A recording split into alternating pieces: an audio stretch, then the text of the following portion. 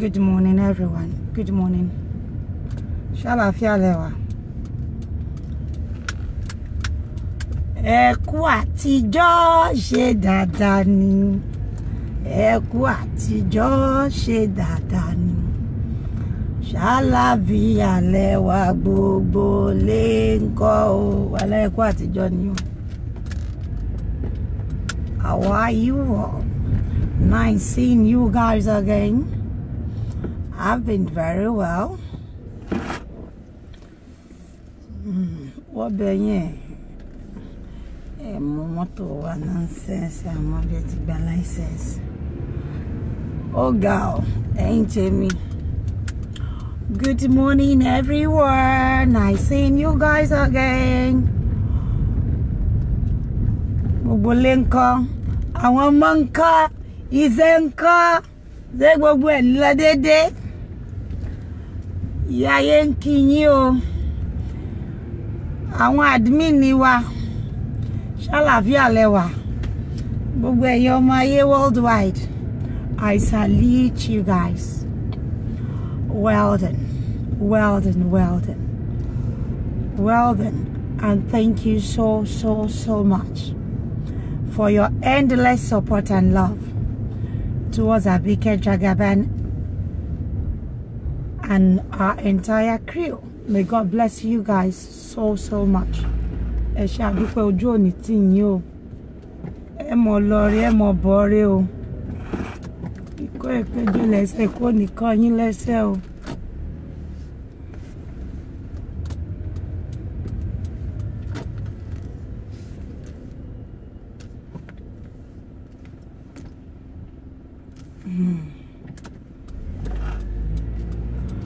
Ọ̀rẹ́ la ó máa ṣe o.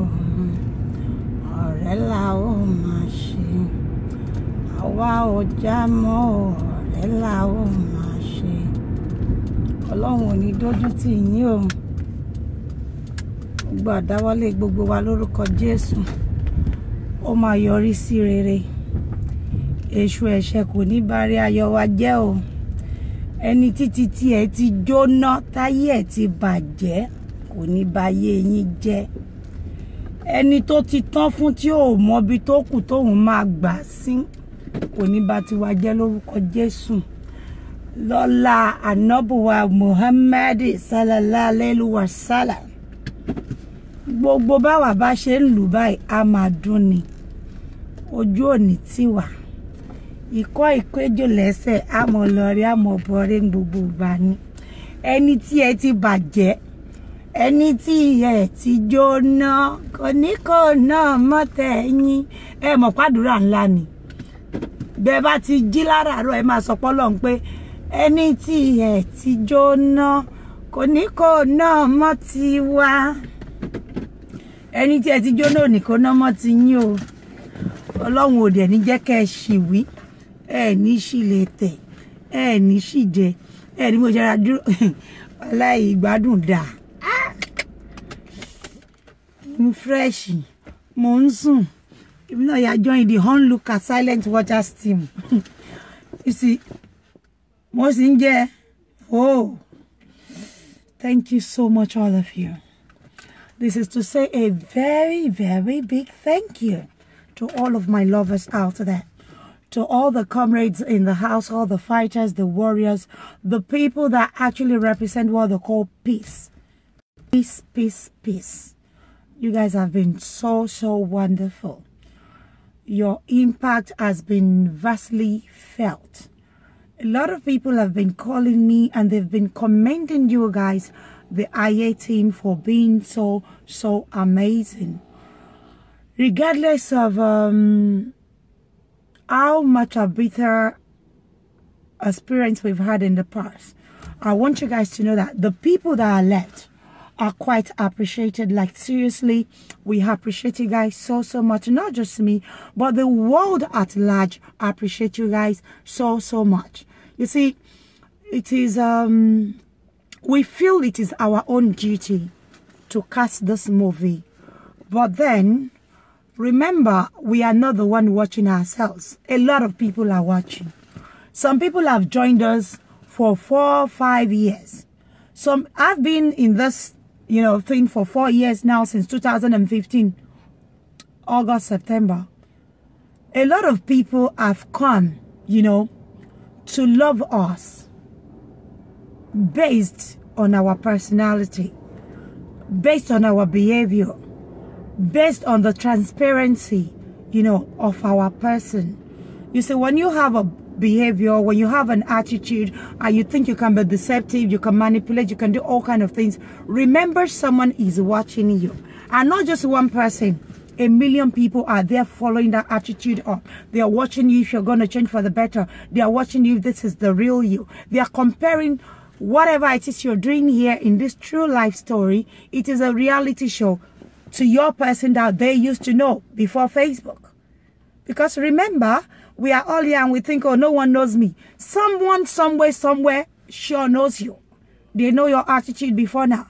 They know your behavior, your impact, the roles you played. And thank God for history. Nobody can suddenly come out and play saint or victim, because history has all the records kept. The kind of person you are yesterday, the kind of person you are today, that defines who you're going to be in future. People know already. They are fully aware of what is happening. So no one can play saint, no one can play victim. Just remember that the people watching you are not stupid. We have casted this movie to a point where even you don't have to talk about you anymore. The people that knows you so well, that knows the kind of person you are, they have come, to identify with each and every one of us attitude. They will tell the world about you. You don't have to say anymore. At this stage, everybody's attitude, both your past, your present, that is likely to move you into the future, everyone knows. So forget it. Don't bother talking, don't bother lying. It's senseless when you come out and you start to lie. Oh, me, I am not. You're not talking to morons. You're not talking to fools. You see, this is what they call psychology. The people that read psychology, all the psychologists in the house, they've been part of this drama. And we thank God, that's right, that's good. We are here. It's been wonderful. No life has been lost. We thank God. We thank God. Me, I thank God. I don't know about you, but I really do thank God for the whole of my teammates. I want to thank God, for everything. I'm so appreciative of His wonders. Even the people that feel, oh, they are no more part of this fracas that has at some point been in this team. We appreciate each and everybody's impact, either ugly or good. Because if it's not ugly, then we wouldn't have discovered the truth. If it's not terrible, we wouldn't have had a lesson to learn. So I always thank God for everything in every situation. When people feel, oh, Abike, what is happening to her? Just know Abike is indoor thanking God. In every situation, I learn to say, thank you, Lord. Because I know there's a lesson He wants me to learn. There's a lesson He wants them to learn as well. You see, one lesson that I appreciate mostly is being you. Try to be you every time. When you are you, you don't have to be there to defend yourself. You don't have to be there to manipulate anybody. You don't have to be there to put words into people's mouths, to talk on your behalf. Just try as much as possible to be you. Be transparent, be you.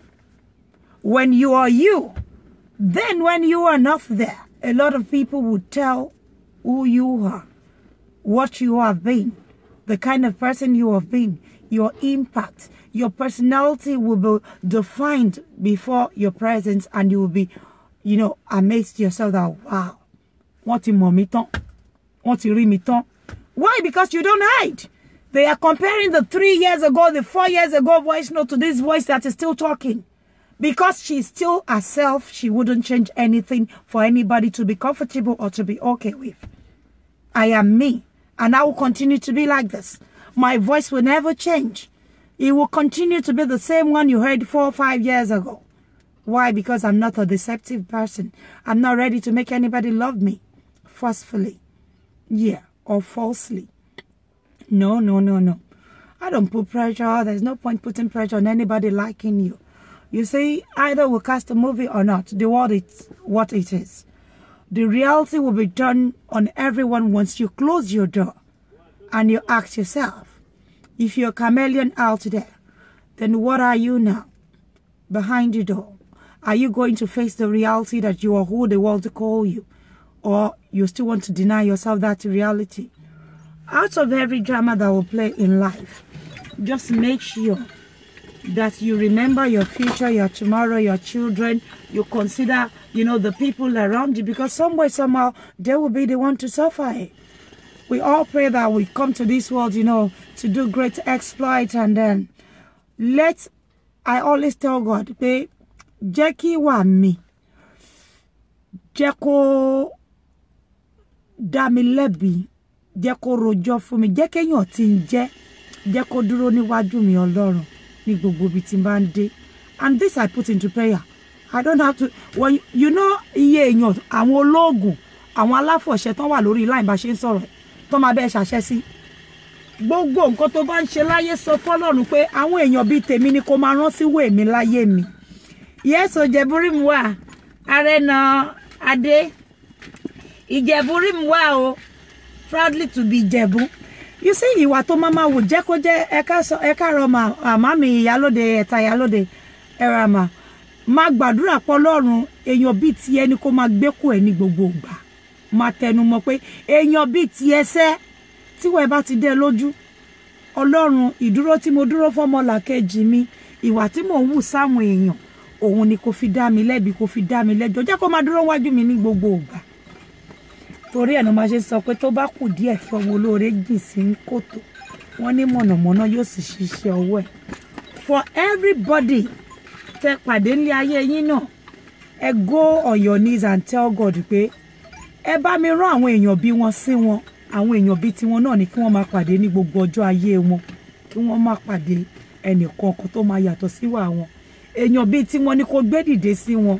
Gbogbo bí tán bá ti ń dé, àwọn èèyàn bí tiwọn ni kẹjẹ́ kán máa pàdé. Kó wá gbàdúrà kí wọ́n náà máa pàdé àwọn èèyàn bí titi ẹ̀. Tí wọ́n bá pàdé àwọn èèyàn bí titi ẹ̀, táwọn bá pàdé àwọn èèyàn bí titi wọn, òun náà máa ń sọ pé end will justify the means. Olóòótọ́ kò kí n kú sí pọ́ọ̀kà. And everything you guys are watching, it is not fiction.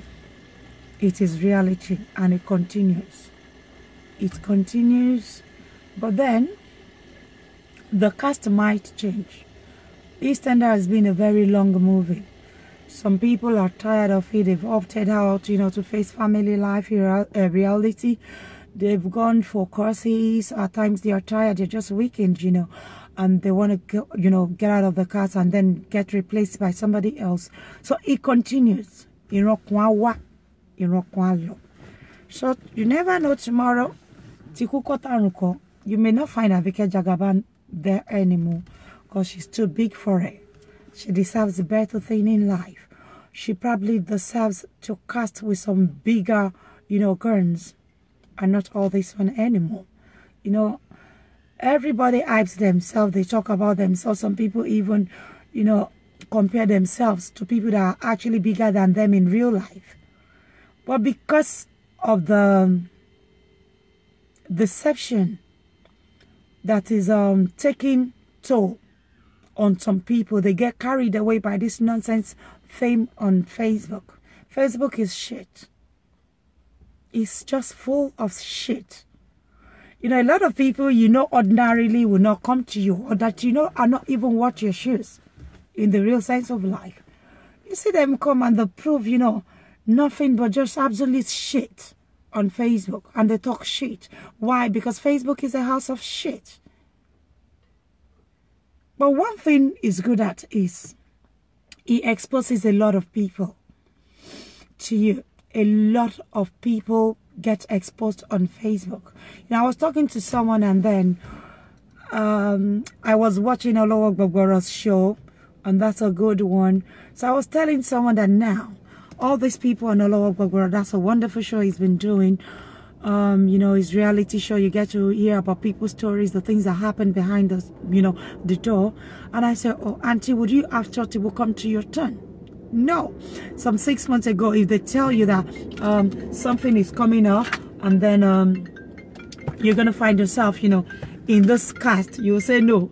Said, also me, kini ko yi. So she report she yi. She mo bi to ma yi si.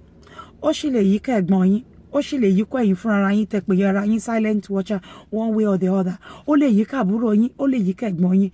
But the role that everyone has played is going to be what they call way paver.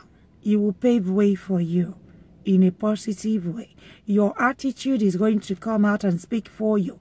Your good deeds in life is going to come out, you know, and exonerate you. You don't even have to talk sometimes. You just have to keep your cool. You see, a leader, a charismatic one, does not continue to talk. Instead, he or she should devise a better means, you know, of tackling issue, of handling it, and yet maintain that leadership, you know, stand. So you see, I'm having my fun. I am feeling so cool. And I am so very proud of myself upon it all. I am so very proud of myself. And I know God is proud of me. You know, when God is proud of you, there are things you do that even you yourself, you see, whoever that closes the door to do evil to another person, there is an adage in Yoruba language that says, "Onitioba yoba rie titorunwe." So whatever it is you do, close the door, call behind people, do evil, manipulate, try to be deceptive. Just know one thing behind your, you know, behind your mind, there's something you should keep, you know, tickling. It should keep tickling. You should be aware of it, that there's something that we call conscience. Deep inside you, you know what you have been doing. Deep inside you, you know what you represent, regardless of how you portray yourself in the public. Deep inside you, you know who you are, the real you, apart from the one you make the general public believe. You know who you are and what you're capable of doing. Excuse me, guys, just 1 second. Ali? Mo wa báwo ni? Alpha? Adupe? Mi ò tí get ẹ text mi, mo wà lórí live chat. Ẹ jẹ́ kí n ṣe tán, máa pè yín ní ìṣẹ́jú kan sí mẹ́wàá. Mo fẹ́ wá o, Alpha. Alpha. Bẹ́ẹ̀ni. Okay, that's fine. Marry him before the lágbára Ọlọ́run. Okay, all right. Thanks, bye. So you see, there's one thing you should always work towards. It is the real you. Present yourself in a way that your person can speak for you when you're not there in physical. Create the kind of impact on the people around you that when you're not there, they are the ones that are going to talk about you, not you anymore. I have done my bit, and I thank God. I thank God, and I thank God, you know, so much, you know, for the kind of people He has blessed me with. I am so very blessed. If you ask me, Abike, are you blessed? I will tell you I am richly blessed. You see, at times it does not have to come in material things. I am blessed so much with all these wonderful people around me. I am blessed so much with a kind of wisdom that is not so common. I am blessed so much that I feel so rich within me. It does not have to do with money. You see, when you're fully loaded, when you're blessed, when the Lord Almighty has given you an uncommon talent, potential, or blessing, don't compare it to material things, because material things cannot buy what you are giving, what you have, which is what is happening today. You see, I have got everything that it takes to stand in front of God to say, God, your servant is here. I have done as your wishes, and I am so glad that you've been leading me, even though I am not perfect. I cannot be perfect because I'm human. Only God is perfect. And he has said it from the beginning of creation that no man is created by him will be perfect. So I thank God, really. And I am so happy to have you guys. And I would like to say a very, very big thank you to each and every one of you that has been part of the team. I want to say thank you to all the warriors in the house. I want to say thank you to everyone that still believe in that slogan that says no to cyberbullying. You can see how the world is. So now when someone come out and talk about his or her friend that they are having, a face-off, misunderstanding, you will get to understand their pain because you have seen human being in their real skin, their real colors. Facebook has been teaching you a lesson that you cannot ordinarily learn, except that you get to see it through the people that actually experience it. So when you're not experiencing it, you can never know. Experience is like an institution on its own. You cannot buy it with money. No amount of money in the world can buy experience. You need to be there. You need to feel it for you to talk about it. When you cannot feel it, when you're not there, you can't talk about it. So me, I am so happy. I feel so blessed. I feel like the richest woman in the world today, if you ask me. Why? Because I have all of you. And someone once asked me, you always say thank you to everybody. Is it not part of all those people you thank every day that we discover all this evil? I say, yes, I still owe them my gratitude, because if they don't come to teach me a lesson, how would I have come to become a better person? So both the bad person and the good people around me, I would like to say a very big thank you to. You see, without the bad ones, I wouldn't have learned all this that I'm learning. Without the evil ones, I wouldn't have discovered, that there's this dark part of the world where you don't have to do anything to anybody before they hate on you, where your glory alone, something that you don't even know where it is. It is not something material that I can hand over to anybody. Okay, this is why you're hurting on me. This is why you're hurting me. This thing is deposited in me. It's part of my person. I can't bring it out and dash the people hating. If I can, I would have said, oh, but I can't. I would have said, okay, let's share it. You rock this one, let me rock the remaining half. But then I can't. Right? It's an innate thing is created with me. I cannot share yours, you cannot share mine. So that is why I'm going to say thank you to everybody that has played their own role. Even though you all know, Abike, I have gone beyond this Facebook madness. It is a recycle of the same old madness, because some people cannot afford to leave the ring. Hence, they see themselves like some kind of lot in this Facebook. It's a face shit. It's a face madness. It's not just a Facebook. It is a book that flips almost every day with so much madness of different shade. Cruelty of different shade Facebook is flipping for you to see every now and then. And we are saying a very big thank you to Mark Zuckerberg. God bless you for this invention. You are a wonderful guy. You will continue to do great exploits. Because I couldn't have imagined how we would have discovered all those people without having to use this camera. Without having to go on this live thing. How many people, can afford to pay for production? So the guy has done wonderfully well with this go live thing. It is a house of exposure where evil people get exposed easily, where the people that deserve honor, they come out to face their own nemesis, and then they still get exonerated because they don't deserve to go with shame. So let's thank God. You see, your eyes are open today, and someone told me, Abike, do you know, Facebook shit, gbogbo London ó dákẹ́ jẹ́, àwọn èèyàn ò fẹ́ kó gbé àwọn síta. But a lot of things has changed, Thank you, Adiola Abike. A lot of things has changed. All these gara big girls in London is gone down because they don't want to be exposed. This is a house of reality. House of reality. Where you discover some people that fakes to be angelic are actually Lucifer in person. where people that have been after you for 20 years will come and explore this engine just to get back at you after 20 years. Where people take a wrong toll on your children because of the, the feud you have with them some 20, 15, 10 years ago. So what I believe in is keep being real. When you deceive yourself for a very long time, it means there's something missing in your life until you learn to play it real. If you can play it real, I love KK for something. I keep saying this. For some reason, I just love the guy KK.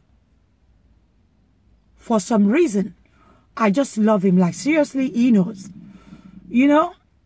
Even though when people think, oh, it's flicking out, I say, okay, everybody has got their own time when they flick out. I do as well. And that is the time a lot of you will come and say, oh, Abike, stop flicking. I say, everybody has got that part in them where they flick. The reason we don't know, it might be part of our body metabolism, right? So we don't have to explain this to everybody. But then, try and follow the people that play it real. Follow them. Listen to them. Compare them to yesterday, 4 years ago. And then some attempt to say, oh, they are so unstable. No. It's because you refuse to accept the reality of life. Everybody has got a time when they have to flick out of that perfect person, out of that beautiful, image you can see. I love him. I swear to God. I don't talk to him often. He's my friend. You all know that. It's good to keep it real. Keeping it real will speak for you when you're not there anymore. Do you know, there are so many of this America TV personality that, some people feel, oh, they are pedophile. Look at what R. Kelly, what's that man again? What's this other black man that was alleged of raping and pedophiling, little children? Their personality will speak for them. People will come out to talk on their behalf based on what they used to know about their person in the past. Today, he waits for the future. For every role everyone is playing today, let me tell you, another 10 years. Bill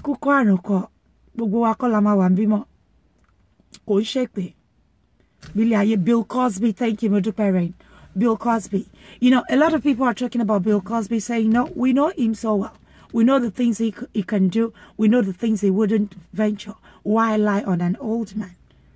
He's speaking for him. R. Kelly, you see, if they told R. Kelly some months ago, Abi, 1 year, or you're going to find yourself in Bill Cosby's shoes, he will say no. But just know that table do turn around.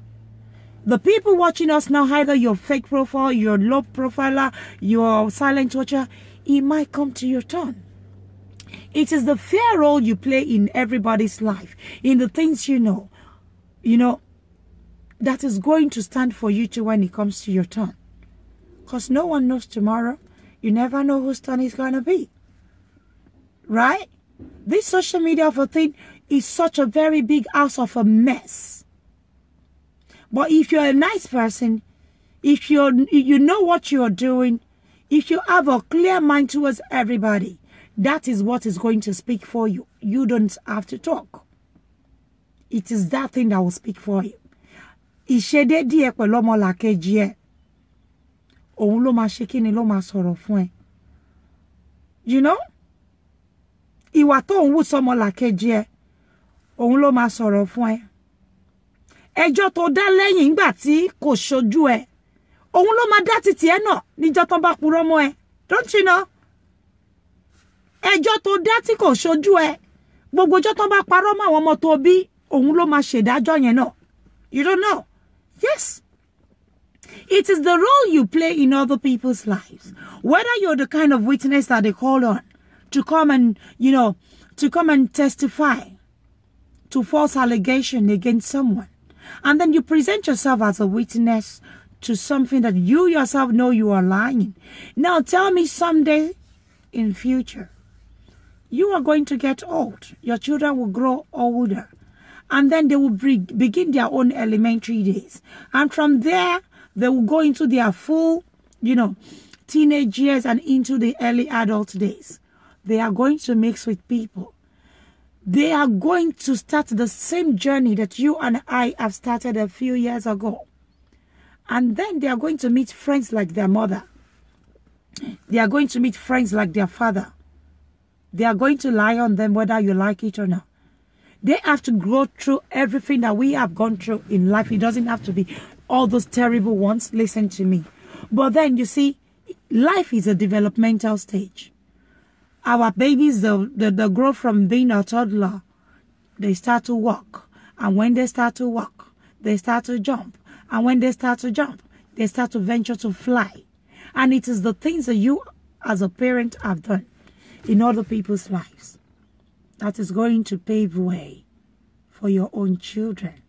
Someday your daughter is going to come back home and say, Mom, she lied so much on me, I didn't do it. And then all her friends will say, yes, she did it. And you won't even know where to come in. Your strength will fail you. When you look back at the people you have come out to testify falsely against, then don't think your daughter is going to get a better, she won't get a better judgment. She can't be vindicated. Because you, the mama, you've played a very horrible role in the lives of some people that you know quite well that they are innocent. You have to put those people you testified falsely against. Now, put your daughter in their shoes. Your daughter is feeling the same way you make those people feel that year.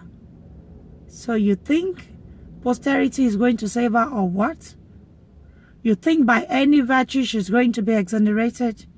It is by the virtue of the things, your landmark, the things you have done as a parent in the past, that your children can only be saved.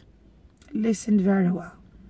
And you see, even in this world, you yourself, you're not just going to go scot-free. That's what they call payback time. I always tell this generation, tabare she ti awon obi to bi yin to po ti won ti she. O better ke ma fi sinu adura.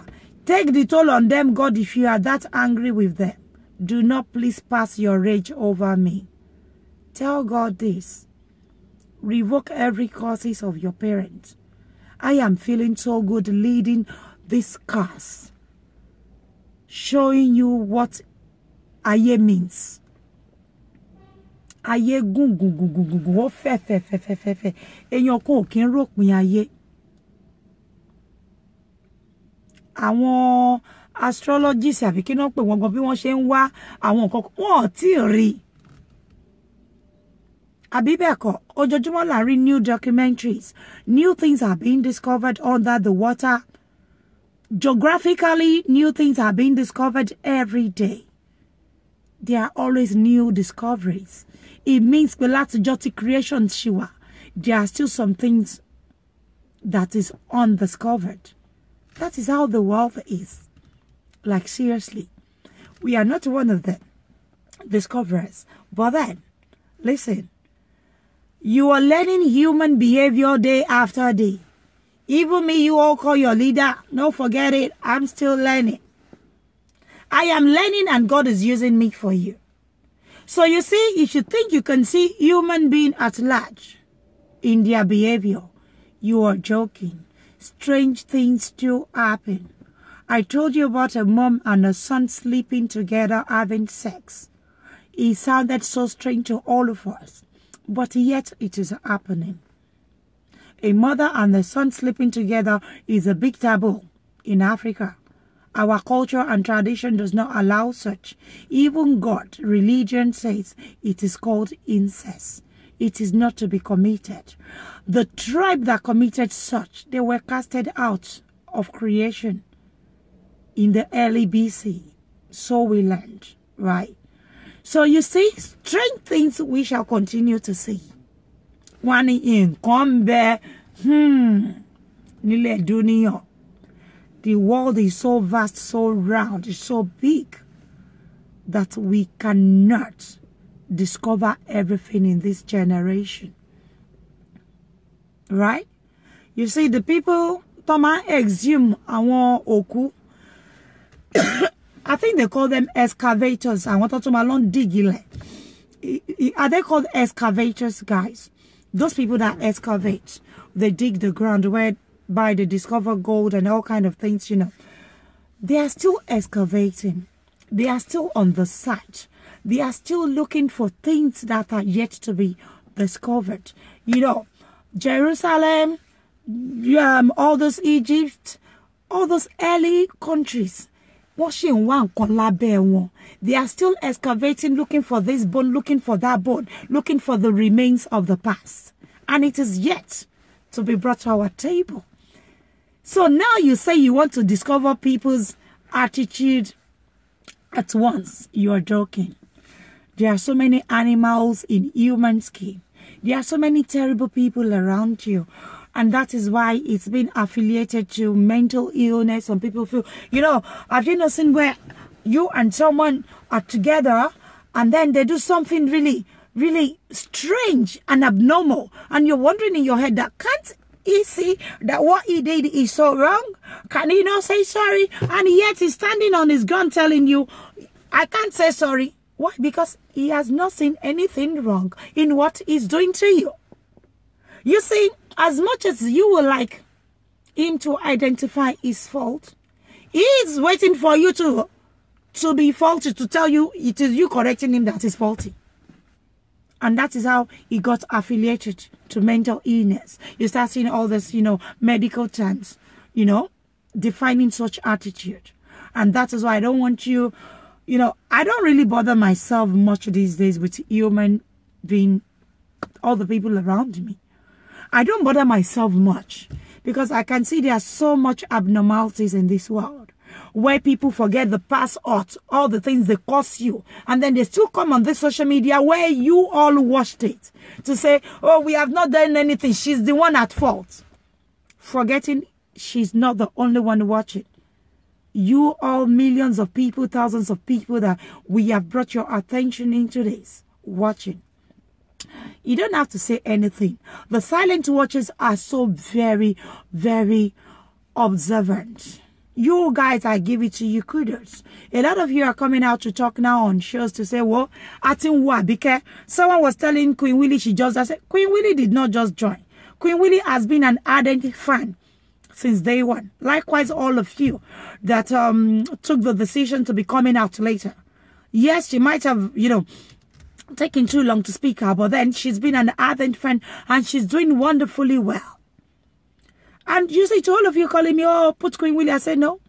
Someday Queen Willie may wake up and say she wants to become Queen Willie and out of age. Allow them to grow. As long as they are not hurting me. I would love to do freedom for all the people that come all under me, if only they can go through the normal process and not, you know, betray. If Queen Willie decides to be a rugged blogger, one that will be blogging false news about people, I cannot do anything about it, even though I know she wouldn't do that.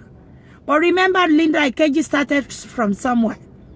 She told a lot of people, oh, don't go and sleep with a man without going into marriage. But then she came out with a baby without a marriage. So you see this blogging thing, it depends on what you want to preach there. As long as it's fetching you money, you are happy with it. I will not be in support of anybody destroying anybody or lying. All these constant lies.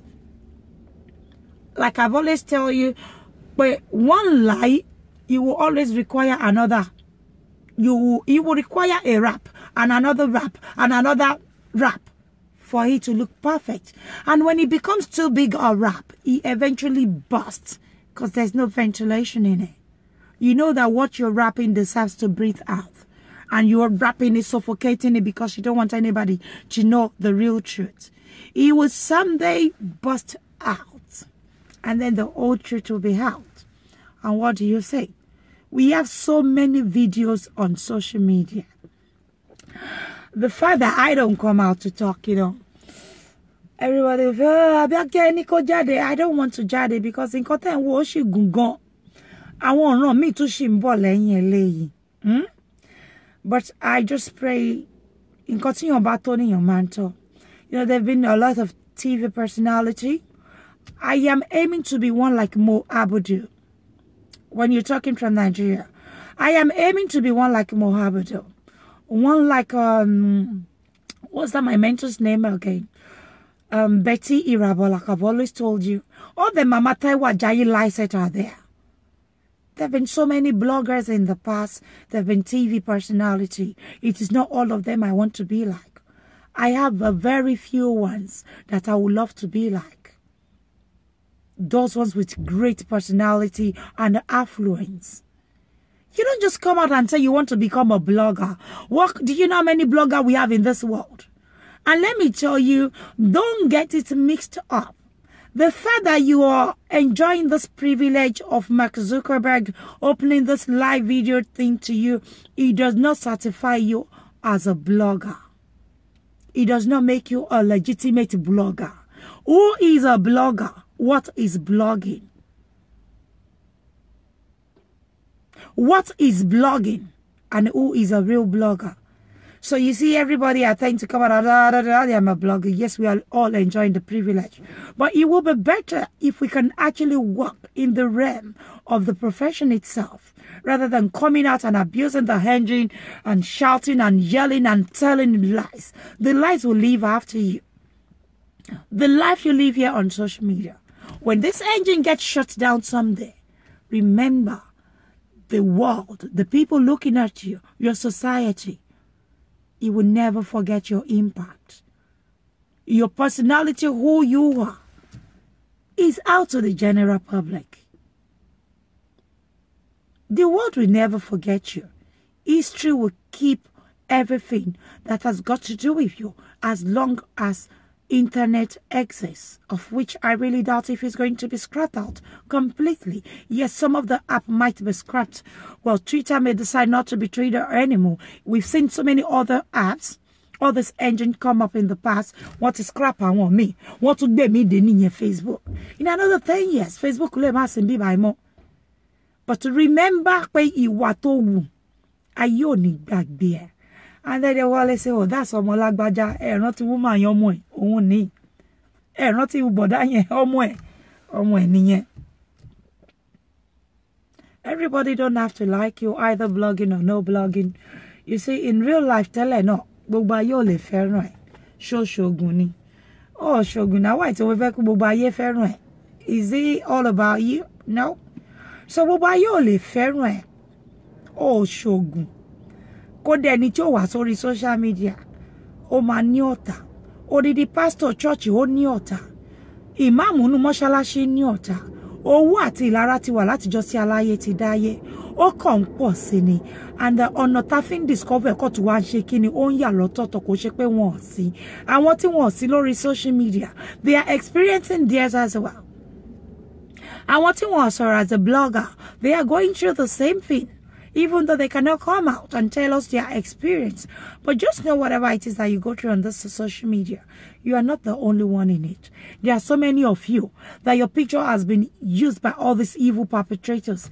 It is friends that you and them have had a slight argument that should not in any way come to social media, that will dodge under fake profile, and then they pass your family picture to all these evil perpetrators on a Facebook saying, well, that is my friend Orukwe Gongonia, Kini kon Orukwe Ekoton, Oyegbe. But whatever it is you do, remember a day is coming. Listen very well. There is a day coming when you're going to be caught. Your evil ways will be unraveled. And then you will start to suffer. And all the curses placed on you, I swear to God, it cannot be reversed if your hands are dirty. It cannot be reversed. No prophet, no imam. You see, because even in the Bible, God says, I will fight your battle. He is telling the person you're mudslinging, the person you're doing evil to, that he will fight their battle. Remember, this is the word of the Lord. He says, I want to I think that is Isaiah 49 something towards the head. He says, I want to So you see, when it is time, this will start to manifest naturally. Either they place a curse on you or not. Anybody you have suffered wrongly and they cry and they go on their knees and they place all these curses. tí wọ́n bá parọ́ mọ́ lórí àdàbí ni ò ní jà tó bá fẹ́ lo àdàbí fún yàn àdàbí tó wẹ́ pé ò ṣe ibi fún yàn ò ṣèkà nìkan ni ò ní jà. I remember because he has promised us his word. He said he will fight those that fight us. Àwọn tó sọ pé àwọn abẹ́ láyé jẹ́ ó lóun àkọ́kọ́ báyé wọn jẹ́ lójú ayé títí wọ́. And I don't see where you're gonna hide. Like seriously, when I don't come out, I'm in my house, I'm doing a course now, I am going to school, everything is working for me, I am driving, I am so very, everything is falling into place to the glory of God. The smaller my circle, the bigger exploit I'm going to be doing. When I'm talking about circle, I'm not talking about this one that I have come to create on social media. Because if I wanted to keep my true circle small, I wouldn't come on social media. I brought myself to social media. I wanted people to learn from me. I would love people to see people in their true color. I would like the world to see what they call human being. When you define human being, when you define people, when you define friend, it's so vast. The meaning, you see, is so very big that you may never understand the full definition of all these people unless that you keep coming across them by experience. And then you are going to relate what you're going through right now back to what it says in the dictionary. Because the Greek dictionary has got its own meaning. The Latin, dictionary has got its own meaning. All this dictionary, the meaning is so vast. And then they'll still put all these synonyms under it. And then they'll be giving you the meaning of human being. It's a course on itself. You want to get to know human beings. You want to learn about them. Creature. God in this image. Is vast. It is a broad course. The more you experience with them, the more you discover. This is me. I'm feeling so good in my 40s. Ew, I can't come and die. You know, people, I cannot come and die. You see, I put something out there yesterday. They say, do your best and leave the rest. Do your best and leave the rest. And you can feel it. One can do best in your case if you could. One leave matter for matter. You know what I mean? And leave matter for matter. Me, I don't know about you. I am still in learning process. This is an institution, a school, you know. And learn. And láti máa learn lọ bẹ́ẹ̀. Nǹkan tó wà lẹ̀ fún yín tẹ́ máa kọ́. Ó pọ̀ o. Bọ́jú gbogbo ẹ̀ lọ, ẹ jẹ́ ká ṣe rere. Owó máa tọ́. Whoever that is sponsoring evil. Owó àtọwọ́ sọ pé ó máa kú èèyàn. Torí èmi Àbíkẹ́ ò fẹ́ owó nítorí ẹ̀rí ọkàn. Mi ìfẹ́ bí tówó máa pa mí lẹ́nu mọ́ tí mi ò ní lè sọ̀rọ̀ ẹnu mi. Ẹ̀rí ọkàn mi ńkọ́, ṣé kò ní jẹ́ mi ni? Ó máa jẹ́ mi. Torí ẹ jẹ́ ká ṣe dáadáa. Ẹ jẹ́ ká ṣe rere bọ́n ṣe máa ń sọ pé máa ṣe rere láyé mi ò máa ṣe rere. Máa ṣe rere láyé mi ò máa ṣe rere. Mi ò ní ṣèkà láyé, mi ò ní ṣèkà lọ́run. Èmi ò ní ṣèbàjẹ́ ọmọlàkejì. Báyé ń gbógun ẹ ṣá máa hùwà rere. Báyé ń gbógun ẹ ṣá máa hùwà rere. Báyé ń dìtẹ̀ ẹ ṣá máa hùwà rere. Ìwà rere ló pé, wọ́n máa ní ìwà rere lẹ̀ṣọ́ ọmọ ènìyàn. Máa dógún máa dọ́gbọ̀n. Tẹ́ bá tiẹ̀ lọ sí hospital, tẹ́ bá ráwọn tí nǹkan kò ṣe tán déédéé ṣubú tí wọ́n ní stroke. Àwọn alágbára lánàá ọwọ́ wọn ti rọ ẹsẹ̀ wọn ti rọ wọ́n ọ̀ṣẹ̀ yẹn o. Àmọ́ ẹ lọ́wọ́ Babangida lé ní gbogbo ẹ̀sùn tẹ́ fi kàn. Ó rí bàtà kò lè wọ̀. Ó ti rẹ́ nígbà kan. Àwọn warlords, àwọn dictatorship. You know, ẹnìkan tágbára bá ti tán náà nìyẹn. Gbogbo wọn tó bá rántí ọjọ́ tó máa sùn tó ní lè jí mọ́.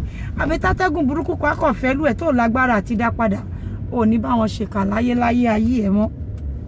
You know, this Facebook thing, me, I'm so happy, I tell you. You know, someone was asking me, ó wà happy mi ṣe ní wà happy mo ń kọ́ yín lẹ́kọ̀ọ́ ṣé inú yín ò dùn ni tẹ́ni kí n má wà happy inú yín dùn náà tí inú yín bá ń dùn tẹ́ bá ń kẹ́kọ̀ọ́ ẹ show some love ẹ jẹ́ kí ìyá yín rọ́wọ́ yín. Let me see your hands up there. Why are you not learning? Do you know how many people that are in corporate offices that's got good profession that are actually following me? I don't shout. I don't like to shout. I'm not a lousy person that come out and talk loosely. I talk far older than my age. Yeah, it is wisdom. I can respond to anything. I love to talk with wisdom. You know, I know the kind of people that I'm rehearsing with that are actually my real fans. I'm not talking of followers. Followers are shit. When you have fans, it's different from you having followers. Who are followers? Anybody can follow your page and you can have like billions of people there. But who are fans are the people that actually love you. They are called ardent fans. They love you. They are in love with your personality. They are not just following your page for the sake of, you know, following. I've got fans. When you talk of fans, I have fans. Meaningful people. When I say people that are quite meaningful, yeah, that's the kind of people I have behind me. And when you're turning good reputation, you know, people of great repute, of great personality, people of, you know, great professions. They have liaised with me. They've called me severally. They are so proud of me. They love what I'm doing. If I'm out of the game, they're like, Abike, please. When you're out, we are bored because we don't know what else to do, you know. So they are not happy. It's coming to an end. But then, when you're bigger than something, you're bigger than something. And seriously, I am far, far bigger than this shit. I can do better. Did you see Mo Abudu's daughter's wedding? Did you see the kind of people that attended it? You see, it starts from somewhere. And the reward for all this shit going on today, tomorrow is what I am after. I don't want to have a bad reward. I don't want them saying, oh, Abike Jagaban ati egbure. Abike fe se ko awon wish wash eyan jati jati wo lo ma jade ton ma lawon eyan mi. I don't want to wish wash. I don't belong to that crew. Mo fe awon eyan gidi ton pe ni eyan. Soye yin. Awon ti ma le nawo si. Awon to je pe oni to ba ku die ko to ti won ni bu mi. Àwọn tí máa lè sáré lọ bá pé uncle ẹjọ́ sà mo ti ṣe studio mi so mo need 100 million tó máa ní pé ọmọ ó deserve jù bẹ́ẹ̀ lọ gba 1 billion. You know what I mean? It's called networking.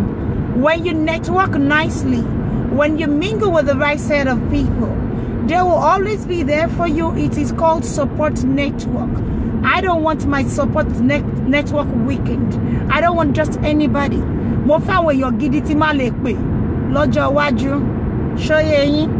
Àwọn yẹn ló matter jù nílé ayé. At the end of the day, everybody feels, oh, probably nǹkan kan wà tó yẹ kó òun gain lórí Facebook yìí. But kí ló fẹ́ gain nìyẹn gangan in future? What are the things you're after? If you ask me, if I was ever after anything, I would tell you no. Mọ̀ pé wọ́n máa ń sọ pé ọmọlúàbí ó ju owó lọ ni. Wọ́n ní owó ló pàdé yìí lọ́nà. Wọ́n ní kí ló fẹ́ rà, wọ́n ní kí ló fẹ́ fowó rà. Iye Anjola o. Òun wọ́wọ́ ló pàdé yìí lọ́nà. Kí la fẹ́ fowó rà bí o bá ṣe yìí mọ́dà tí mi lẹ́yìn o. Iyì là ń fowó rà bí ṣe máa ń sọ fún yín pé irọ́ bá kò kí ń mú ẹ̀jẹ̀ tó bá ní kó lọ bẹ́ orí ẹrú wa. Iyì lásán ló fi ń ṣe pọ́ bá lè pàṣẹ. Ó dẹ̀ láṣẹ lórí ohun gbogbo pé tó bá balẹ̀ nǹkan ó lè balẹ̀ ohun gbogbo ní kó ṣe kó fẹ́ mẹ́jẹ̀ tó wà lórí yẹn ẹ gbà bẹ́ẹ̀. Bó bá jẹ́ ọmọdé lọ́lọ́run ní kó ṣe ẹgbárùkù tí ẹ jẹ́ kó ṣe ẹ má bínú orí ẹ̀. Bó bá dẹ̀ ṣarúgbó lọ́lọ́run gbé síbẹ̀ bó ṣe gbé sí Buhari sí ẹgbárùkù tí ẹ má fọ̀tẹ̀ sí ẹ má fìbàjẹ́ sí. Lágbájá ò bọ́ta kò ṣe ṣó mọ́ ó ti kọjá ṣó ni. Nǹkan tí mò ń lé kọjá ṣó mo máa ń sọ fún yín mò ń wo gbogbo yín bíbà. Mélòó nu yín lẹ ti pè mí pàbí kí ó yá gba 1,000 o. Àwọn in pounds ni o. tí gbogbo yín tẹ̀ wò mí ṣe bá lè fún mi 1,000 then ó máa what kí máa wá jà kí máa wá every time but nǹkan tí mò ń rí lára yín iyì ni ó ju owó lọ ẹ rí pé ibi tí mi ò tí dé ẹ̀yin ti débẹ̀ fún mi ibi tí mò ń sùn tí mi ò mọ̀ bóyá ń rojọ́ mi ẹ̀yin ti lọ́bẹ̀ ẹ ti lọ dá wọn lóhùn ibi tó ti ń ṣe ìbàjẹ́ ara wọn ẹ̀yin ti pò ṣe pé àwọn wo ṣé mo rán yín kẹ́ ṣe ni nǹkan tá à ń fi orí bíbẹ́ ṣe nìyẹn iyì ni òun owó ló pàdé yìí lọ́nà ò rọra padà sílé torí kò sí nǹkan tá máa fowó rà ju yìí lọ iyì ju owó báwọn Ìjẹ̀bú ṣe máa ń sọ fọ wọn afọ àjòjòwò wẹ́nà àjòwò fọ wò lówó ta ló fẹ́ kó wú ẹ̀ fún tó bá lájò kò sẹ́ni tó ń dowó sẹ́nu tó ń run jẹ àmọ́ àjò goes a long way ìwà rere tán lòun lè ṣọmọ ènìyàn ẹ gbàgbé ọjọ́ orí o ò bá pé 70 kò 100 tó bá ní tẹríba tí gbogbo nǹkan àwọn ọmọ tó tú ẹ wọ́n máa ṣe àwọn tó tẹ̀ tún jù ẹ lọ́nà wọ́n máa ròyìn ẹlẹ́yìn pé ìyá alágbájá ó níwà ó níwà ó ní ìwà you see ẹ jẹ́ ká ṣe dáadáa láyé yìí o ẹ jẹ́ ká ṣe dáadáa kí ni wọ́n ṣe dáadáa social media ti lajú ọ̀pọ̀lọpọ̀ ènìyàn ó ti expose a lot of people right they've been exposed ojú ti là ẹ ti rí wọn tán gbogbo nǹkan tí ò yé yín ó ti wá yé yín báyìí kedere ní gbogbo ẹ̀ là lórí social media àṣírí ò sí lórí social media now I told so I said my phone now has an auto recording you know before I don't used to believe in auto recording now my phone has auto recording I deliberately put it there ni bí n bá wà 1 year tí wà jáde mọ̀ pé ẹni tí ò gbọ́n ló máa kọ́ ẹni tó gbọ́n ni ẹni tó gbọ́n rádà báyẹn ló máa kọ́ ẹni tí ò gbọ́n rádà bọ́n ẹ máa sọ pé bọ́lọ́gbọ́n bá ṣe bí ẹni tó gbọ́n òmùgọ̀ tó bá ń bẹ́ẹ̀ máa ń bá wọn fọgbọ́n ká lọ ni yanji nísìnyìí fọwọ́ lẹ́ràn kó máa wò ni why I am retiring on Facebook but I'm not tired but I love each and every one of you you know Queen Willie I cannot wait to do freedom for her I want her to do freedom she's a wonderful speaker she's eloquent she's so vocal she's confident that is the most important thing in this you know business you have to be really confident of yourself when you don't have confidence when you cannot communicate then you are failed and are you sure this is what you want to do because I always ask myself Tolulope do you actually want to do this are you taking the risk I said yes to myself yes it has gotten to a point where I don't want to return I wish to make a name out of it I wish to be known all over I am already known all over the world I don't deceive myself so mi ò ń yọra mi lẹ́nu mo dẹ̀ dúpẹ́ pé wọ́n mọ̀ mí sáàbúrò o past ìkà tí mo ti ṣe kò sọ pé ó ti ṣe ká ó Ọlọ́run ò jẹ́ kírú ẹ̀ bá mi o because everything has got a record don't play saint don't play like you're smart everybody watching you are not stupid if you are they are watching you they remember the roles of everybody some 4, 5, 6 years ago everybody's role is being kept in the history of Google and they can always bring it out so when you decide to play saint they can always go back to that library where we keep all these things it's called the vault you know it will bring them all back àṣírí àtún you know àṣírí àwàtún ìbolowa máa fojú sí in ti retire nuja ni mo mean someone said like no retirement I'm not saying you know going off kidney completely but let me tell you I am retired off this shit of a fact can't you see how it is recycled it keeps going front and back for people who don't have something you know meaningful to do with their life they can continue I am not the kind of speaker that comes out to abuse and anybody to curse I don't curse I don't fight I've never been here no you know I've never been such speaker when I say I'm retiring what I mean is retiring from this fight completely, because it is not worth it. It is a time wasting, you know, it is a time wasting tool, a tool that is designed to destroy some people. I don't want to be destroyed. I want to live a meaningful life. I want to lift someone up out there, you know. Anything to bá ti lè máa fi owó oúnjẹ sí table ẹ ṣọmọ ìyẹn á dé level kankan tí yàn bá jùlọ láti sọ pé ó jùlọ. My daddy Àyìndé mo yọ ọdún tó fi bú Àyìndé lórí social media yìí ni mo yọ ọdún tó fi bú K1. Have they stopped? They haven't stopped. Wọ́n ṣì ń bú mo yẹ èèyàn táyìndé ọ̀ṣẹ̀ tán déédéé bú máa ṣépè fún.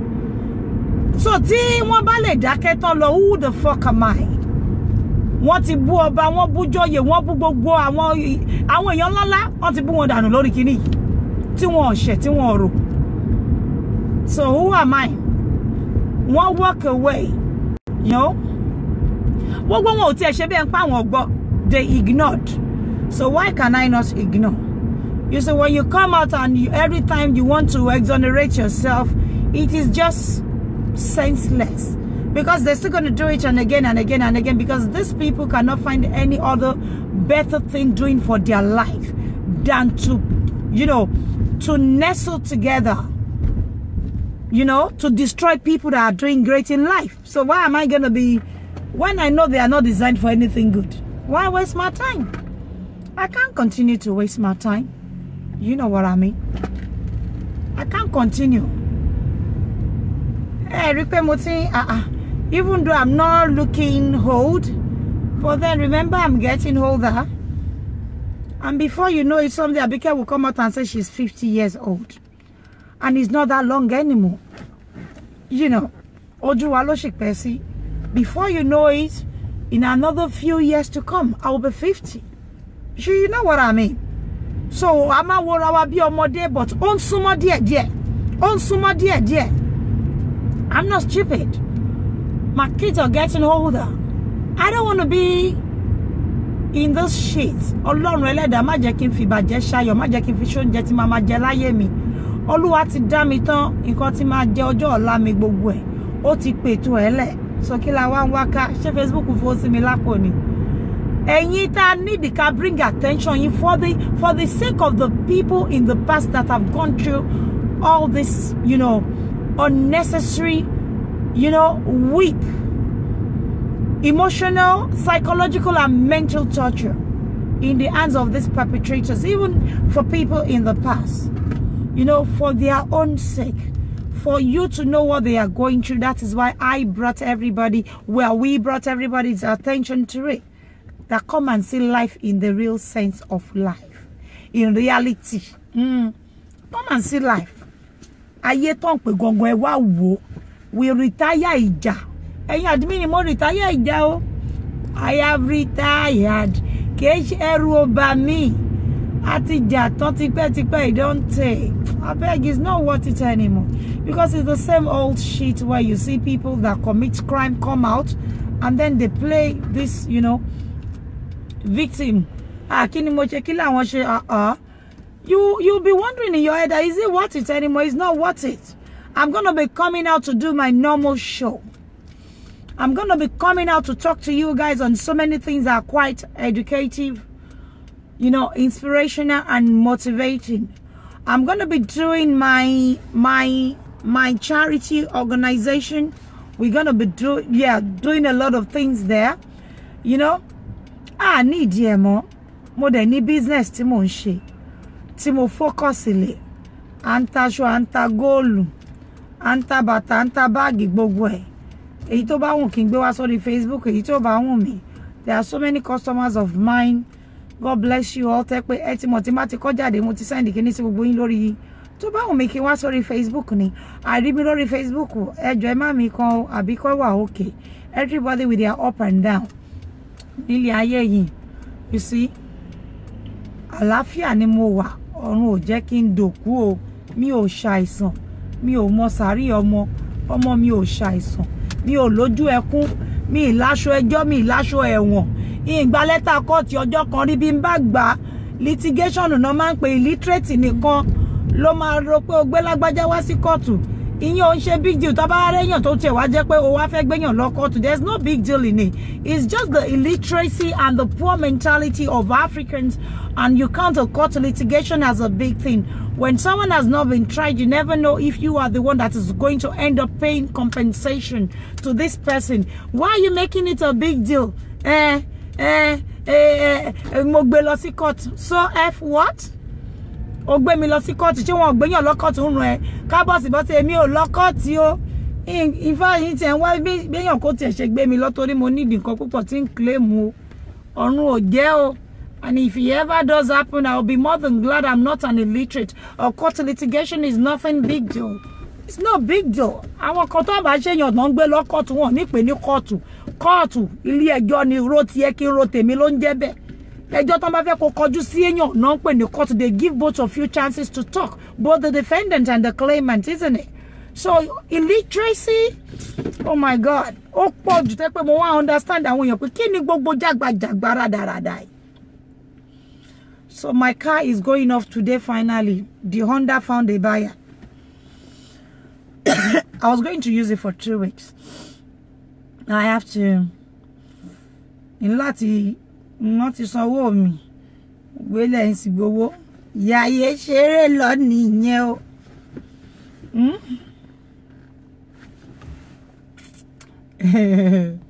What is hello? Bonnie. Shewa. Mo wá ń bí. Mo wá ń tà. Àbílẹ̀ yín kọ́ ni. Address ẹ fún mi rè yí à. All right. Wọ́n ní di ọkọ mi ní kíákíá. Ìsì tà. Ìsì gbowó. Ìsì náà jẹ fíà. Abike ń ṣeré lọ nìyẹn o. What I mean is I am more retired níbi pé along mi ìráyè gbogbo yẹn mọ́ ni ṣóyẹ yín ìjà ò pé ọ̀rẹ́ la ó máa ṣe ọ̀rẹ́ la ó máa ṣe àwa ò já mọ́ ọ̀rẹ́ la ó máa ṣe a ní ìjà mọ́ kí ló dé kí ni fìjà ṣe n kó gbogbo ẹrù mi tí ń bẹnu mọ́tò yìí o kódà yín yọ kíní tí mo gbé sára mirror tí fi ń bá yín sọ̀rọ̀ yín tá mọ́ o if you no get money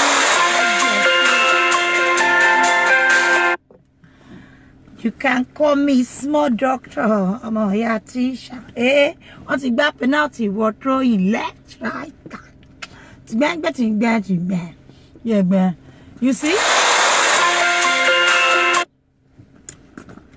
I have a lot of adverts. Adverts. We are taking a lot of sponsorship kini. I have too many adverts. Àwọn èèyàn ti sanwó lọ rai. Owó ọjà. Ìyá ayé. Was ìṣerere yín Ọlọ́run á máa fi bí ọ̀tá nínú. Nǹkan tẹ́ máa jẹ dọjọ́ ogbó Ọlọ́run á pèsè ẹ̀ fún yín. Àwọn oríire tó máa ń bí ọ̀tá nú tó máa fi máa dún gbọ́nkú tẹ́ pé wọ́n lọ forí dólẹ̀ wọ́n lọ para wọn Ọlọ́run á máa kọ́ sí ẹ̀ láti ṣẹlẹ̀ nú ayé yín. A ní kíní púpọ̀ lẹ́nu. I have lot of delivery. Mọ́mọ́ lọ tẹ̀ bírèkì. Delivery yapa lẹ́nu. Ó yé yín. Gbogbo búùtù mi ó kún ni bam bam bam. Bam, bam, bam. That is sealed. It's going for delivery. This is going for delivery as well. Tigolu ni o ṣe ń gbọ́. Àlówó ti pé owó ti lé mom sí Angie. Ìyá àwọn ọmọ yé tó gba ski. Ó bá jí lówùrọ̀ màmá ka Stanley ni. Tó bá ka Stanley tán á tún ka dọ́là pẹ̀lú pàǹsó. Ẹ rí pé mo tún ti fọ́ọ̀mù orin ayé ẹ ti lè máa ra lu fún mi gbẹ̀yìn ni ọmọ ọ̀tá yìí náà nìkan very ras she's so ras oh yes she is ras ń gangan ni point of entertainment fáwọn ọmọ mi mo ti páàkì méjì tìjúrì ẹ mọ̀ wá lọ jánu kíní post office ẹ ṣàánú ajé o gbogbo eléyìí náà DHL ní Amẹ́ríkà làwọn eléyìí ń lọ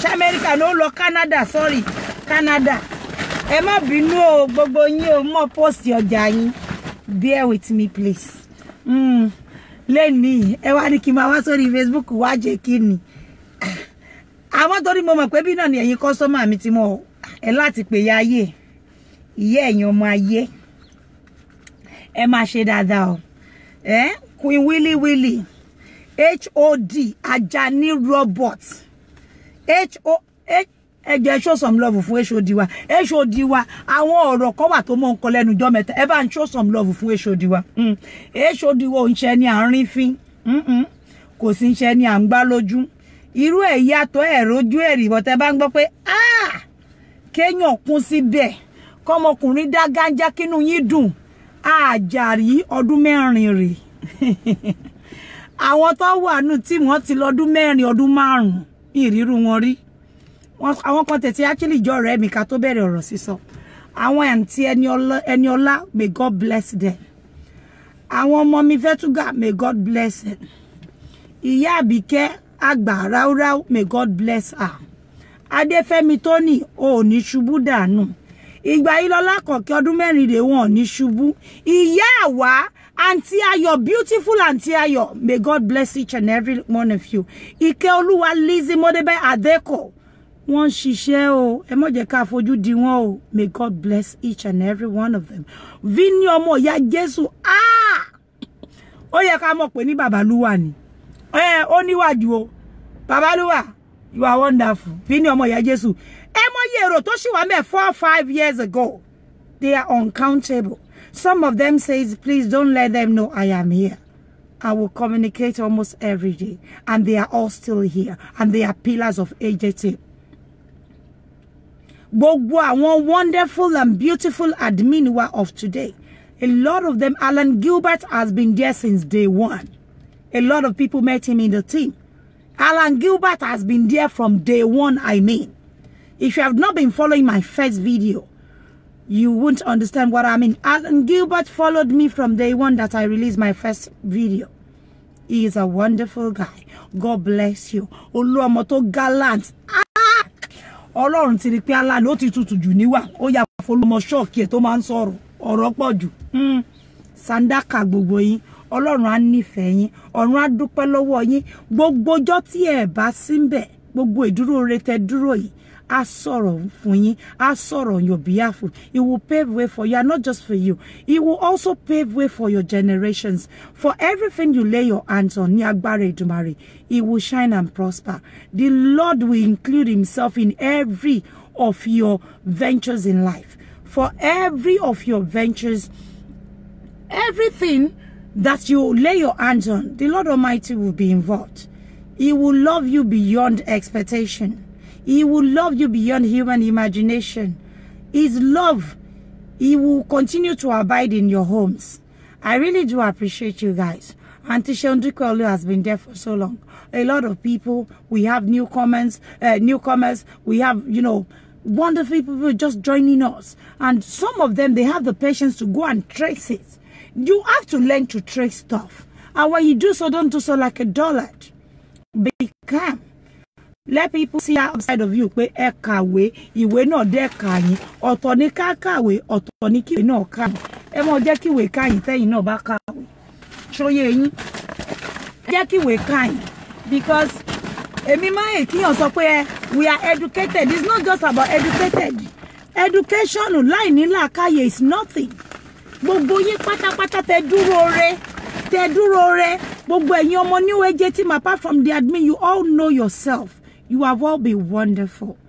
Queen Willie, you're doing a great job. God bless you. Abefe Robert, Omoduni Robert, all the Robert family, Ayo Johnson, they are ardent fans. They have been really, really wonderful. Those ones are not just fans, they are actually admin. Our admin is getting bigger these days, It's getting bigger. Mumbo, it's getting bigger these days, and we are thanking God. I have to pack all my things from this car. Everything. The car is going. Nobody should come again for this Honda. It's gone. It's a gun. I need to work. Yes, so I've told my mechanic to bring my car. So from here, you're going to see me in my car. I'm going into my car, my normal car. You know what I mean? Emo bi no. Owó yìí ni nǹkan. Èmi go mo bi nṣẹṣe. Ọlọ́run ọlọ́jọ́ eni ko pọ́n nle. Kójú má tì mí. Kí mo ṣe rere. You know a máa ṣe rere ojú òní tì yín o. Ẹ máa rí igi ọlá yín ṣe gbogbo bí tẹ́ bá ń dé gbogbo ẹ̀yin olólùfẹ́ Abike. Ẹ̀yin ìyá Abike silent ìyá Abike tẹ́ pọ̀. Tẹ́ bí mi tẹ́ sùn ọ̀já pé ọmọ yìí ṣe. Ani kò gbọdọ̀ jábọ́. Ebe ṣe so mi mọ́ra yẹn lágbára Ọlọ́run àwọn abiyamọ ayé tòótọ́ gbogbo bí tẹ́ bá yín sí tẹ́ bí mọdé bó ṣe pọ̀ tó bó ṣe máa bá yín gbà wọ́n ti yín náà pọ̀ nìyẹn tójú òní tí wọ́n nígbà kankan ṣé mọye èèyàn tó wà nù tínú yìí tínú mi máa ń dùn sí Ọlọ́run ò ní jẹ́ kẹ́ mọ yàrá yín gbogbo yín ní mọ yàrá yín o. You guys are doing wonderfully well. Èmi ti rí ti tèmi ọkàn mi balẹ̀ Olúwa ọba lọ́jọ́ èní tó dá mi láre á dá gbogbo yín náà láre ojú òní tí ní ṣe làálàá kó tó jọ fún yín ọ̀rọ̀ school wá sì wà ńbẹ̀. I'm taking a break, but it does not affect anything, guys. Please note the school scholarship, the academic scholarship we're giving, you know, is still in progress. We're trying to ensure that everything goes smoothly. Also, our glass our site treatment and free glasses is also in progress. We just need more people that will be active. Just here and there we have some representative in Nigeria, and I need the secretary that must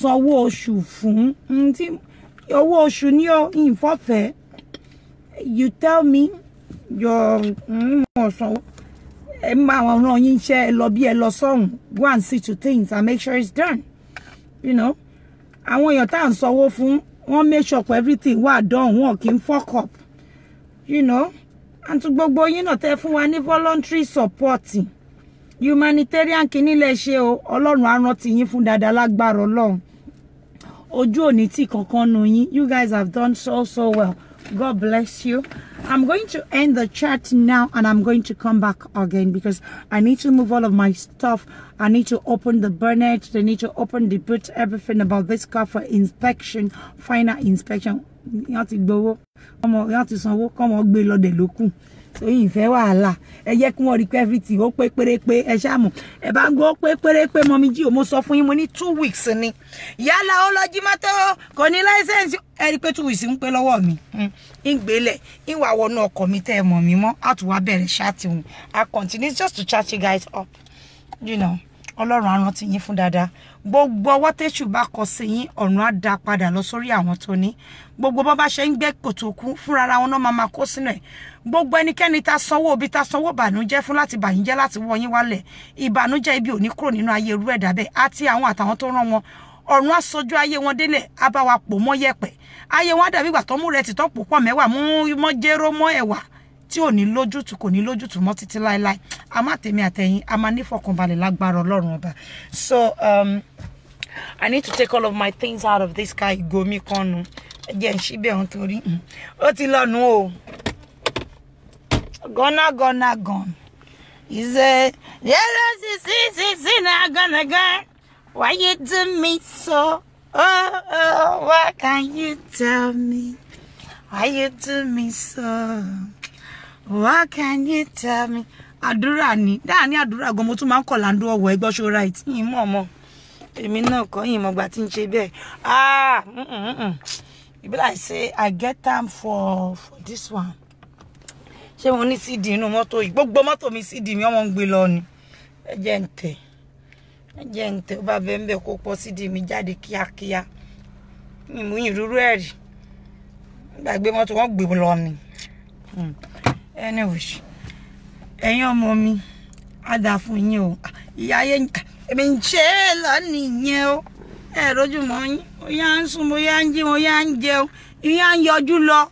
Iya kára mi kérò wòran ibo ló ti ń ṣẹlẹ̀ ká débẹ̀ ọmọ mi wìlíwìlí bó bá ṣe ṣe mo pè mí ní gbogbo gbà o ó máa lórúkọ wà lókìkí káàkiri àgbáyé lórúkọ Jésù lágbára ẹ̀jẹ̀ Jésù ojú òní tiẹ̀ wọ́n ò ní mú ẹ sábúrú ayé ò ní sàmì burúkú sí ẹ lára orúkọ rere wọn ló sàn ju wúrà àti fàdákà lọ ayé ò ní burúkọ rere tó ti mú yẹn kò ní bàjẹ́ wàá wá mọ̀ ṣe nínú àwọn blogger o oníjà blogger òfò oníjà blogger ya wàá yárú blogger mi yẹ kó máa fọlá mi tọrọ láàárọ̀ lọ́sàn lálẹ́ tó dẹ́ni tó bá níbẹ̀rù Ọlọ́run oníjà blogger òfò oníjà blogger tó máa fi kan dí lẹ́nu pé yá lọ bá tèèyàn jẹ ó yá bọ́ta lọ sọ story tí ó tàn pa èèyàn lágbára Ọlọ́run ó máa làlùyọ yàtọ̀ tíṣẹ́ blogger gbogbo bí tó kù tó bá dé àdáwó lé ẹ nílé ayé rere ló máa já sí lágbára Èdùmàrè Ọlọ́run tó wọ lára aṣíwájú tó bọ̀wọ̀ fún tó fi àṣà ìmọ̀ tó òrírí tí ò mẹyẹ tó ṣú tó dẹ̀ wá dúró ní dúró akọgun ní agbára Èdùmàrè àwọn ajagun ṣẹ́gun òde ọ̀run tó máa já ìjà títí ẹ ọ̀run ti dá sí ẹ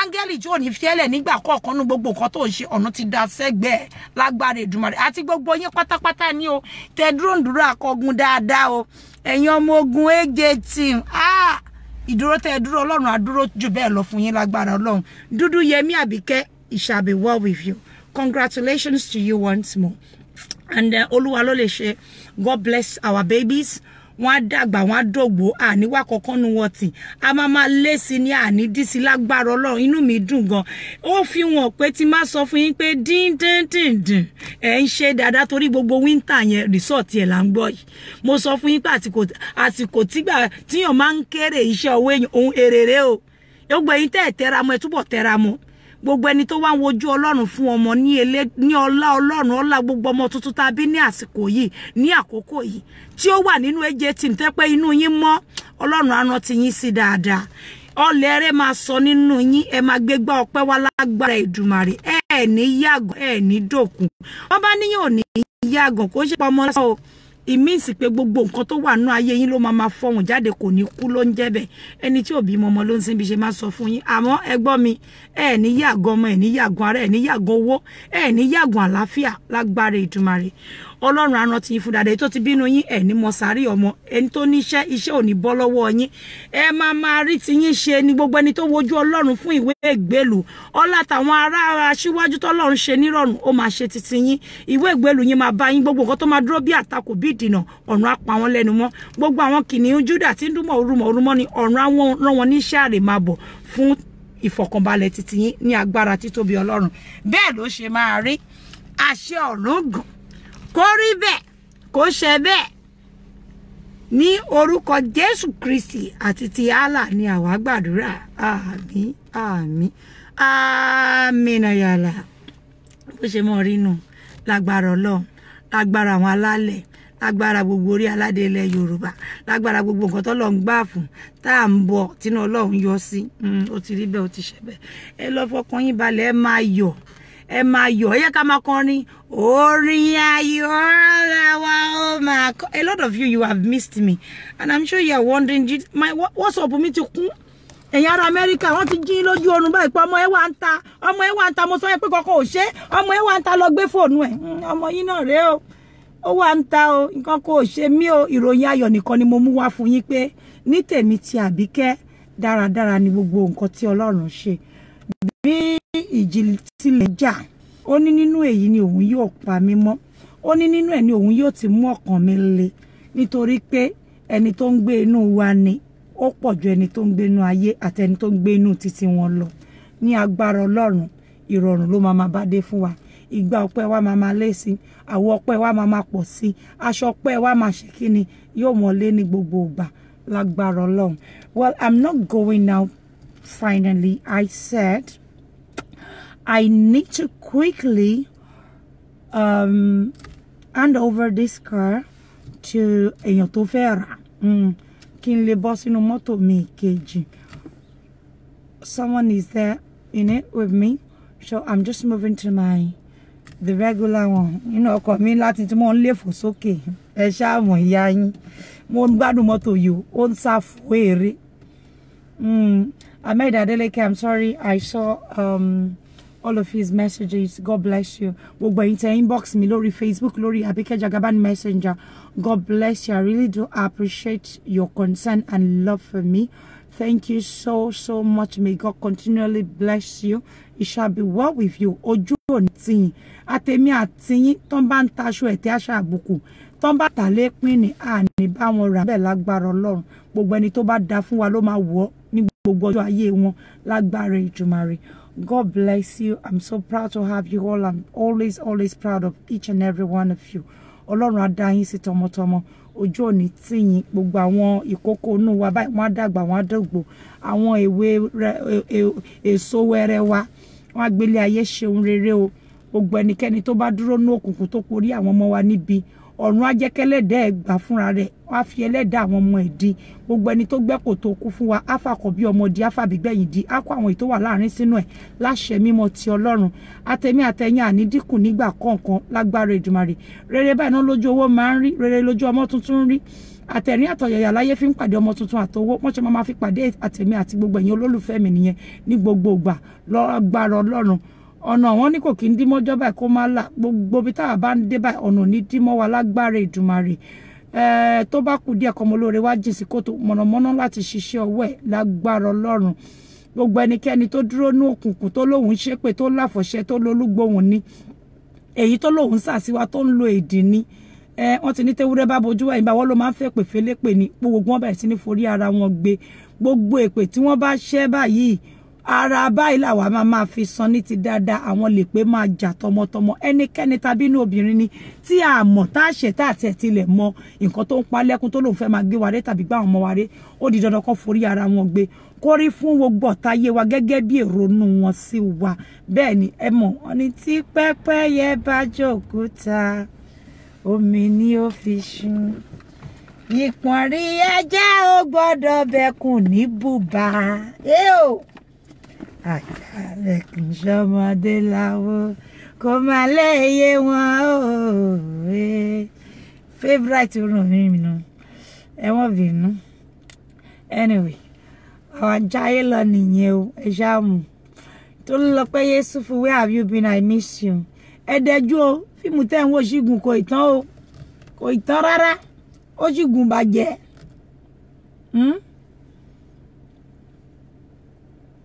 fíìmù tẹ́ ń wò ó ṣígun pọ̀yànpọ̀yàn ẹni mọ́mí jí o máa sọ bẹ́ẹ̀ pé fíìmù yìí ṣígun o ó gùn burúkú àmọ́ Ọlọ́run á la ojú inú yín á lè jẹ́ kẹ́ mú èyí tó ṣe ẹ̀kọ́ tó máa wúlò fún ayé yín níbẹ̀ èyí tó máa wúlò fún yín tẹ́ máa lè apply sí daily life yín pé mo kẹ́kọ̀ọ́ ní orí Facebook àwọn tó bí mi ní ọmọ wọn ní Àbíkẹ́ ó ṣe nǹkan tó dálẹ̀ yìí àwọn kọ́ ẹ̀kọ́ àwọn tó bí mi ní ọmọ ni àwọn tó gbà mí lábúrò rẹpẹtẹ àwọn níbi 15 years àbúrò wọn ní Àbíkẹ́ ọmọ ní ẹ ó kọ́ wa ní ẹ̀kọ́ ó ṣe àwọn tó wá jẹ́ sàwáwù mi àbí tán kéré sí mi àwọn ẹgbẹ́ ọmọ mi pàápàá tí mo lè bí lọ́mọ àwọn ọmọ 23 24 tó mo lè bí ní ọmọ wọn ní àǹtí Àbíkẹ́ iṣẹ́ lẹ ṣe ẹgbà mọ́mì ọmọ alẹ́ wọ́n láwọn gáìdì kó sí àwọn báyìí láwọn ẹgbẹ́ ọmọ mi àwọn 23 25 mo lè bí ọmọ 25 ní rọrùn ní omi níbi ní school